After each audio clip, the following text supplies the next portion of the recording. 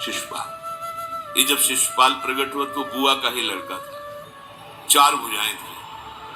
तो इसके जन्म उत्सव के समय फिर श्री कृष्ण बलराम जी भी गए हुए थे। तो आचार्य ने जन्म कुंडली उस समय बाची कि महावीर होगा, ऐसा ऐसा सब वर्णन करते रहे और कहा ये उन्हीं के हाथ से मारा जाएगा जिसकी गोद में डालने पर इसकी 2 भुजाएं हट जाएंगी।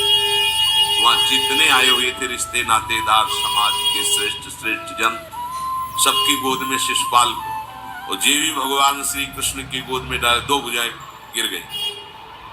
रो करके उनकी बुआ ने कहा कि मैं भिक्षा मांगती हूं कि मेरे बालक की आपके हाथ से हत्या नहीं होनी चाहिए। का 100 अपराध तक मैं इसे बिल्कुल कोई दंड नहीं दूंगा, ये वचन देता। ये जब से तोतली वाली बोलना शुरू किया तब से भगवान को गालियां देना शुरू किया। इसका स्वभाव ही ये वैर, पूरा ऐसा वैर, भगवान को गालियां देता।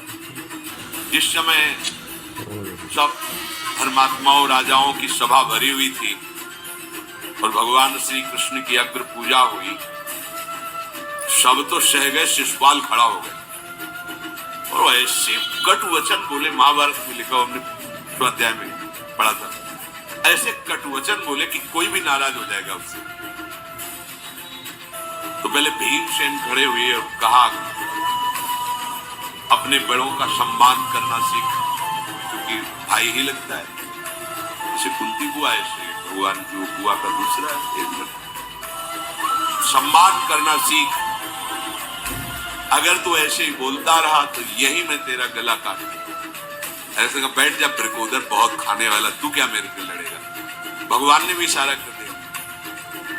जब देखा कि ये बोलता ही चला, भीष्म जी खड़े हुए और भीष्म जी ने कहा मैं श्री कृष्ण के चरण आसक्त चित्त वाला हूं, अगर अब एक भी शब्द यहां बोला इसने तो मैं किसी की नहीं सुनूंगा, इसको नष्ट कर दूंगा। और दोनों सभाओं के सर पर पैर रखता हूं, जो श्री कृष्ण का विरोध करे उसके लिए मैं पर्याप्त हूं। भगवान ने कहा चुप रहो, शांत रहो, सबको बैठा ला।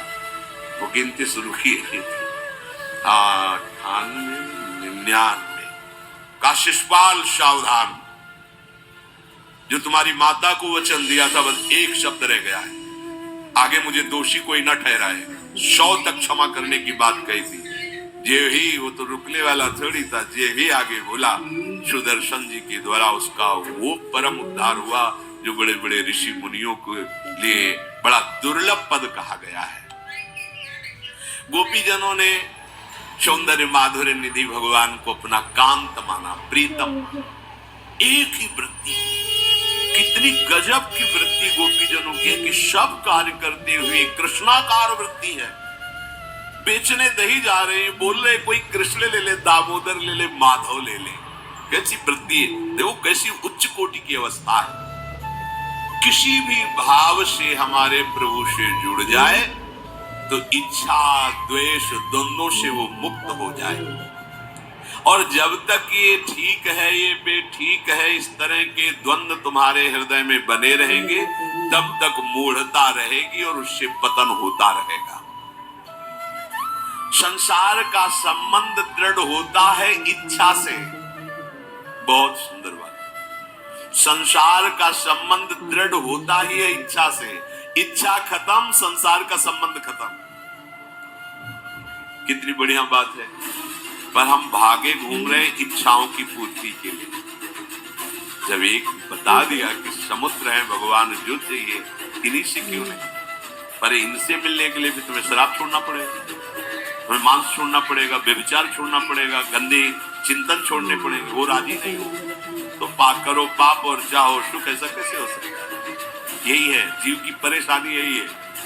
वो ये चाहते हैं कि हे संत महात्मा, हे भगवान, हमको छूट दो, हम खूब गंदे आचरण करें और आप हमसे सेव संतरा रुपया पैसा ले लो और आप ऐसा आशीर्वाद दो कि हमारी उन्नति होती रहे, दुख न मिले, हमें सुख ही मिलता है। कभी स्वप्न में भी नहीं हो सकता। तब लग कुशल न जीव को सपने मन विश्राम, जब लग भजत न राम को शोक धाम तज काम। ये दुखों का खजाना काम अर्थात इच्छा, इसका त्याग करके भगवान की शरण में होकर जब तक नाम जप नहीं करोगे स्वप्न में भी तुम्हें विश्राम नहीं मिलेगा। और नाम जप एक गंदे आचरण करने वालों के हृदय में नहीं हो सकता।